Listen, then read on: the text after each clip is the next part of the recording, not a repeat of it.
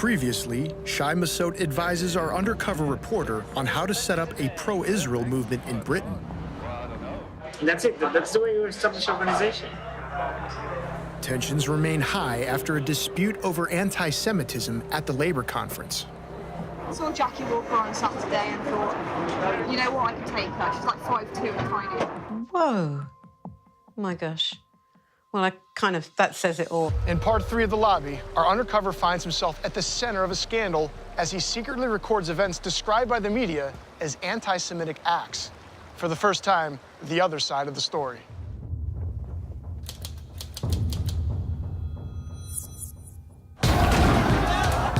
Following decades of violence, a new challenge has emerged to Israel's occupation of Palestinian lands, called BDS. BDS is here to stay! That's the global movement to boycott, divest, and impose sanctions on Israel and expose it as an apartheid state. The Israeli government has responded with a campaign to rebrand the country's image. The reason we should fight BDS is because it's wrong. It's a moral outrage. It's an operation run by the secretive Ministry of Strategic Affairs. They recruit mainly former intelligence officers. Its main task is to counter BDS worldwide. Using an undercover reporter, Al Jazeera's investigative unit exposes Israel's clandestine activities in London, a city that's become a major battleground. BDS campaign in many ways germinated in Britain. You'll meet the people working to challenge BDS at every level of British politics. Ah, okay, nice to meet you. We work really closely together, but a lot of it's behind the scenes. One of Israel's main targets is the Labour Party. For the first time, its leader is a champion of Palestinian civil rights. They'd be very happy to see Jeremy Corbyn no longer leader of the Labour Party, for sure. It's a covert action that penetrates the heart of Britain's democracy. Can I give you some people that we suggest you will take down? It is outrageous interference in British politics. It shouldn't be permitted. It's a battle of ideas seeking to change not only how Israel's portrayed, but even how it is debated. It's anti-Semitic. No, it's not. It's a trend.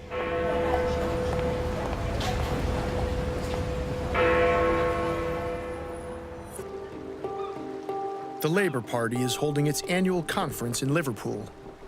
For the first time, the leader of a major British party is an outspoken critic of Israel. The Israeli embassy has sent its senior diplomats to canvass opinion. Our undercover reporter attends a private meeting of sympathetic labor activists. The ambassador, Mark Regev, tells them what to expect. Some of the people here are more Palestinian than the Palestinians. And the fashion is, if you are on the left today, you are probably very hostile to Israel, if not anti-Semitic. I think when you... Ambassador Regev suggests a message that should be delivered to other Labour Party members. Why are people who consider themselves progressive in Britain supporting reactionaries like Hamas and Hezbollah? We've got to say, in the language, I think, of social democracy, these people are misogynistic, they are homophobic, right? They are racist, they are anti-Semitic, they are reactionary. I think that's what we need to say. It's an important message. Jeremy Newmark, the chairman of the Jewish labor movement, reveals how the message worked with a close ally of Jeremy Corbyn.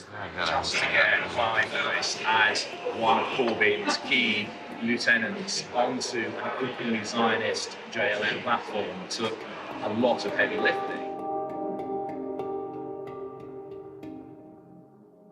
Clive Lewis, MP for Norwich South. Look, it's a real pleasure to have been invited here tonight. I've known Jeremy for over 20 years, since my time working with the Jewish... Lewis's decision to condemn anti-Semitism at a JLM event was viewed as a tactical victory for the faction inside Labour that opposes Jeremy Corbyn. Corbyn is the party's first openly pro-Palestinian leader. The faction that supports him is called Momentum. We already have actually intelligence that from the Momentum political directors meeting last night, they passed a vote of censure in Clive Lewis just for coming to our meeting in Sweden. At the time, Jackie Walker was Momentum's vice chair. She believes that reports of a crisis of anti-Semitism were a consequence of the same ruthless party infighting. Some of us would say it was mostly a constructed crisis for political ends. I would say there is a crisis of the way that anti-Semitism is being manipulated and being used by certain parts of not just the Labour Party, but other parties and the media to discredit Jeremy Corbyn and a number of his supporters. I mean, let's disagree politically. I'm anti-Zionist, they are pro-Zionist. Let's have that argument. Let's have that argument, not this that's going on at the moment, no. Everything is wheels within wheels, you know? It's created a bit of division within momentum. The day before, I had a debate with Jeremy Newmark. At one point, he turned his back on the audience and whispered to me, "You're a court Jew." Now, anybody who is Jewish understands what that means. If you were being abused as a black person in the same way, you would be being called a house nigger. Did you report it to anyone in the party? I told my partner and I told some friends that had happened. It's very hard to use a system which is so discredited, which the compliance unit is. Shai Massoud, whose job at the embassy includes liaising with pro-Israel groups in Britain, ends the meeting with a summary of his achievements. The numbers, this year we did more than 50 events in the campuses of the universities of the embassy. There are more than 100 events that happened by the Israeli societies, by themselves, that they arrange in the campuses. And in addition to that, we did more than, I think, 8 receptions for young people in the embassy, including 3 receptions of 300 people that came, you know, from the parliament. I would take a picture, yeah. Should I take a picture of it? Yeah, you can take it. We do without Shai. Cheese. Back at the LFI stall, Shai and the Israeli delegation continued debating whether to wear the pro-Israel T-shirts. Shai has a dream. Shai has a dream. I'm going to make it come true today. He wants me to put on the T-shirt. But you know, as Robin is my witness, I was going to put on that T-shirt today.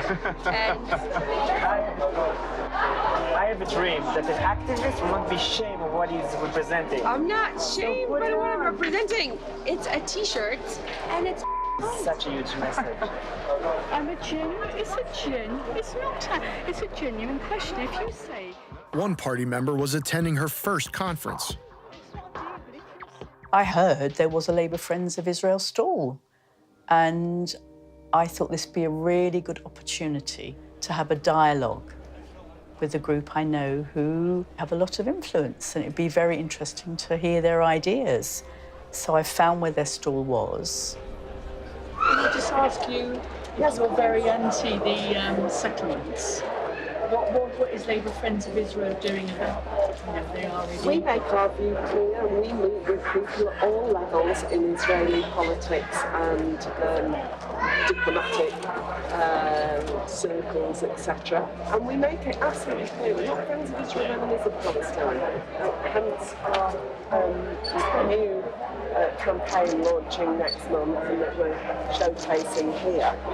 We believe in a two-state solution in coexistence and self-determination for both people, and that's really important. How would that come about, do you think?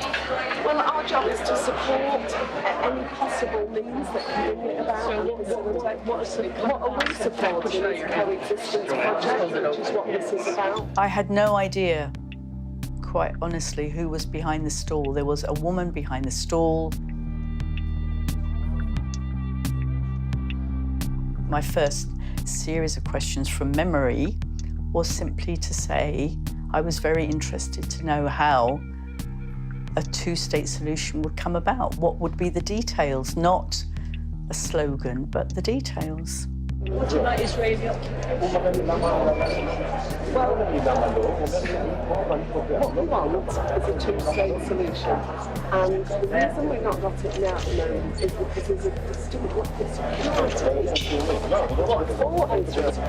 Supporters of a two-state solution believe that a peace deal based on national boundaries that existed in 1967, before Israel's occupation, will one day lead to a viable Palestinian state. But the continued growth of Israeli settlements on occupied land has made an independent state all but impossible.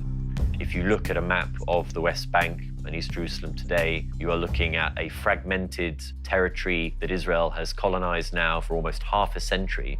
Practically speaking, a two-state solution is just not possible under these conditions. I was actually seeking some reassurance that a two-state solution, if that's what they were promoting, was still possible.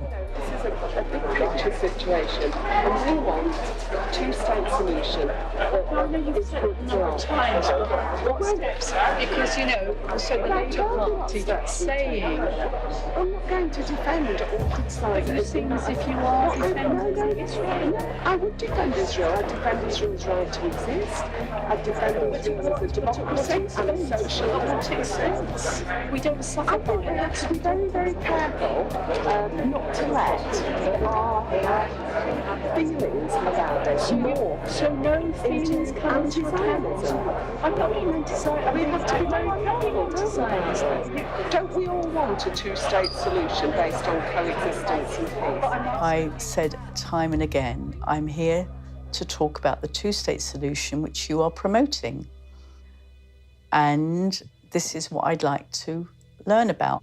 It's clear that the Israeli state, no matter which party is in power, has got absolutely no desire or inclination to relinquish the territories occupied after 1967. But the questions that that throws up are the kinds of questions that people don't want to ask or don't want to answer. I'm asking you how you are bringing about. And we make But I don't know what I think. Anyone who supports Israel has to ask himself or herself the following question. There are two possible scenarios, and only two possible scenarios. Either I support the new state of Israel, which is an ethnic apartheid state, or I support a change of regime in Israel, namely that the state and the country as a whole would go through a genuine process of democratization, as did apartheid South Africa. There is no third option. Thank you, Jean. I've enjoyed the conversation. I'm asking you about settlements. They've totally atomised the whole of the West Bank. I'm asking you, I'm really genuinely interested, how a two-state solution, but how can it come about if the whole of the West Bank is atomised? So, but in practical terms, that's what you're doing. But I'm asking, in terms of the West Bank is atomised, where will the state be? I mean, that's a genuine question. Where will the state be? The activist who came to ask her tough questions about the settlements, actually, that was her main point. She didn't ask her about Judaism or the existence of Israel. She just wanted a straight answer. How does anyone who supports Israel justify the settlements? We go over there, we witness, but nothing changes. I was quite interested in whatever funds they had and influence they had, how would this bring about a two-state solution? That was my very basic question. You've got a lot of money, you've got a lot of prestige in the world. I don't know where you get that. Sorry? Labour Friends of Israel got a lot of power, a lot of money. Well, I think so. I hear that it's a stepping stone to good jobs. A friend of mine's son's got a really good job at Oxford University on the basis of having worked for Labour Friends of Israel. If you just believe rumours, then it's not a rumour, it's a fact. It's anti-Semitic. No, it's not anti-Semitic. It's a trend. It's about conspiracy theories. It's not. Sorry, it is. It's not. Anyway, that's my view, and I think we have to agree to differ. No, I don't think we do have to agree to differ. I'm agreeing to differ. I'm ending the conversation because I am not really wishing to engage in a conversation that talks about get involved with this and then you get a good job in Oxford or the city or that is anti-Semitic. Sorry. But do you think that... Joan Ryan falsely claimed that Jean referred to jobs in the city, London's financial centre. And it comes very clearly in the discussions that you have filmed that the woman was not anti-Semitic. They know it. She didn't talk like an anti-Semitic person. She was a typical pro-Palestinian person who was worried about the violations of the Palestinian human and civil rights. Ryan continued to reference banking, a traditional anti-Semitic trope, as she left the conference hall with our undercover reporter. But Jean had never mentioned it. I'm anti-Semitic. You heard her say, join you lot and you get into Oxford or you get into work in a bank. Anti-Semitic. At no point did I ever say that Labour Friends of Israel will get people jobs in banking in the city. I did say, which is absolutely true, that I know the son of a friend of mine who he believed himself that having some connection with Labour Friends of Israel didn't harm his career at all. That evening, at a rally to combat anti-Semitism organized by the Jewish labor movement, Joan Ryan described her day at the stall. But we have also had 3 incidents of anti-Semitic harassment on our stand to the people who are staffing that stall today. And that, I think, tells you something about why we need to be having this against anti-Semitism rally. By the following day, word had spread about Jean's exchange at the LFI stall.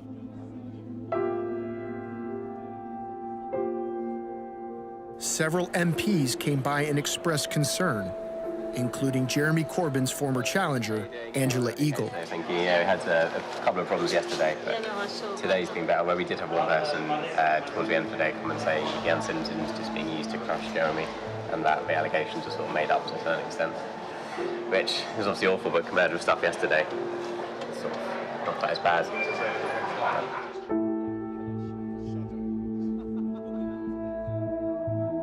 Some of that sort of stuff is now becoming normalised. Sort of less shocked about that than I was about that happened yesterday. I know, tell me about it. How are you anyway? You okay? Oh, I'm absolutely loving it. As well as Jean's case, other alleged incidents of anti-Semitism involve the attempt to replace the Labour leader, Jeremy Corbyn. Another prominent Corbyn opponent arrives at the stall and hugs Jennifer Gerber, the director of the LFI. Labour MP Shuka Umana asked for an update on the anti-Semitic incidents. What exactly happened? Oh, God, yeah. Actually, one nutter came up and basically said the coup was run by Jews, Jewish MPs and Jewish millionaires. And Angela Eagle's husband. He's Jewish. No, you couldn't make it up, could you? We reported it. And so that was incident 1. What were the other 2? Joan dealt with the other incidents. Right. The other incidents yesterday. I reported that incident, that woman. She took a video of me then. Joan Ryan, Labour Friends of Israel, walking away while answering questions. Sorry. They didn't show any of the bits where I said, you're being anti-Semitic. That's obviously come to an end. So I made formal complaints. I am very shocked about the way she described my words to other people. I feel very anxious and that she should be misinterpreting me totally to other people. I find that very, very worrying. I mean, I wrote down, all this what she was saying about the being rich and powerful, the one who went to Oxford, and the next minute he's got a big job in banking, and I said that, classic anti-Semitic. I have no idea how she got from A to Z, going from my comment, which was what it was, to then saying he got a big job in banking. Maybe she believes her own trope, if that's the word they use. We had a woman saying, no, I've never seen anti-Semitism. My Jewish friends have. I said, well, it is real. Is it real? Is it really real? It's just being used to crush Corbyn. Undermine Corbyn. And I said, as a as a Jew, would you say that to any other, I've experienced homophobia, but I don't deny it. But anyway, it's only a few, I guess. Yeah. That's the way to out of it. People have been positive. We signed up lots of people. Yeah, do you know what? Most people have been positive and nice. And kind of like solidarity. People are coming up like solidarity. It's like solidarity, guys. Are you okay? How's your day? It's disgraceful. We'll prevail. We'll prevail in the end. I like that. Definitely. It's in a way pathetic, but it's also worrying how such a pathetic evidence can, and we know, can be used to intimidate Jeremy Corbyn into establishing an inquiry commission, in making daily confessions that he's not anti-Semitic, and so on. That is, I think, going to be the defining narrative, actually, now, which is anti-Semitism. And do you know what? That denies, you know, what I found, I said to her, you heard me a couple of times saying, I find that upsetting that as a Jew, you're telling me, like, and she didn't give up. Yes. Yeah. Like, I think it's, if an anti-Semite comes up, you know, if somebody says to me, Jews, they're all big noses and control the world. I'm like, wow, but you're an anti-Semite, that's terrible. Someone like her worries me more, because is she an anti-Semite? I don't know. But she basically denies the fact that it exists. She just thinks it's made up. And the group discusses which act of alleged anti-Semitism was worse. Rubin believes that Jean's discussion with Joan Ryan was amongst the most serious. I know. It's just the stuff yesterday was like explicit anti-Semitism. Difficult Moments woman who told us that anti-Semitism, you know, is being concocted to crush Corbyn. That is what she said. And I think people, like, if we're not getting it out there. Yeah. But is that anti-Semitic, guys? I don't know, like... That's the guy, I don't know where my line is anymore. I think it's different to yesterday. I think if it makes you feel uncomfortable, I mean, that's the point at which you call it out and report it. And that's why Joan convinced me to report the one yesterday, because I was made to feel uncomfortable. Yeah. And although nothing anti-Semitic was said, I'm sure there were undertones of it, and it was brought upon by that context.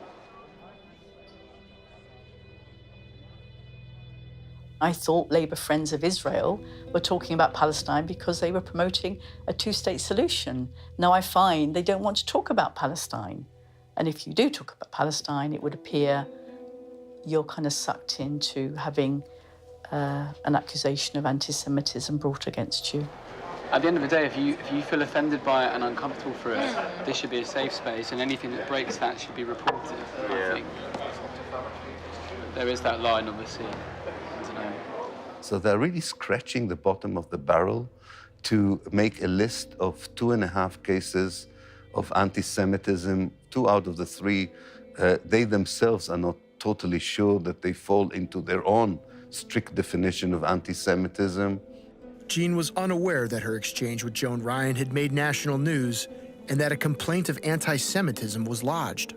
I felt overwhelmed by being at the conference. I had no idea there would be so many things to go to, so many interesting workshops to go to, seminars at the same time as people speaking in the main hall. My husband hadn't been very well, so we actually left a day early.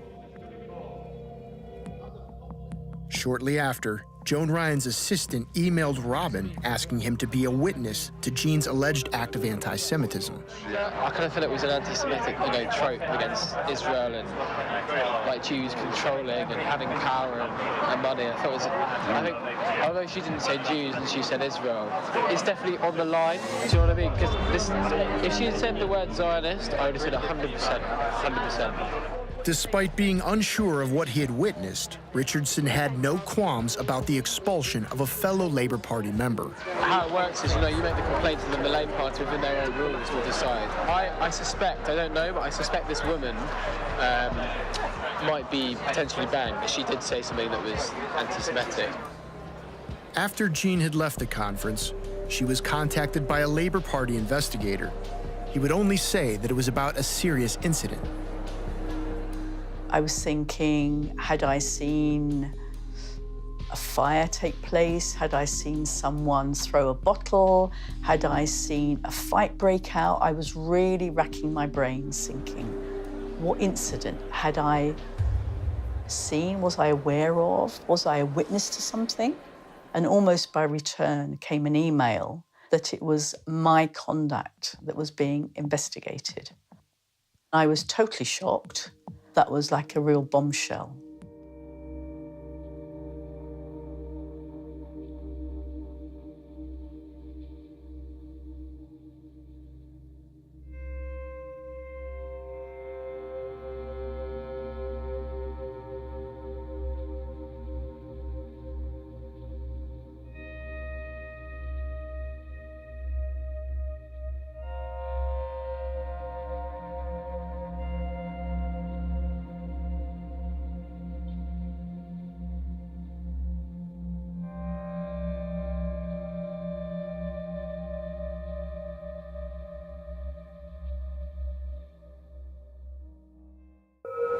In part 4, the senior political officer at the Israeli embassy wants a private word with our undercover reporter. I wanted to speak with you. Let's do it actually over a coffee, but yeah, just let's do it on the way to the event. Okay, whatever you feel like. There seems to be a problem. I can give you an idea, but you need to approach them independently. Do you understand? And when does lobbying become espionage? Can I give you some MPs that I suggest you will take down?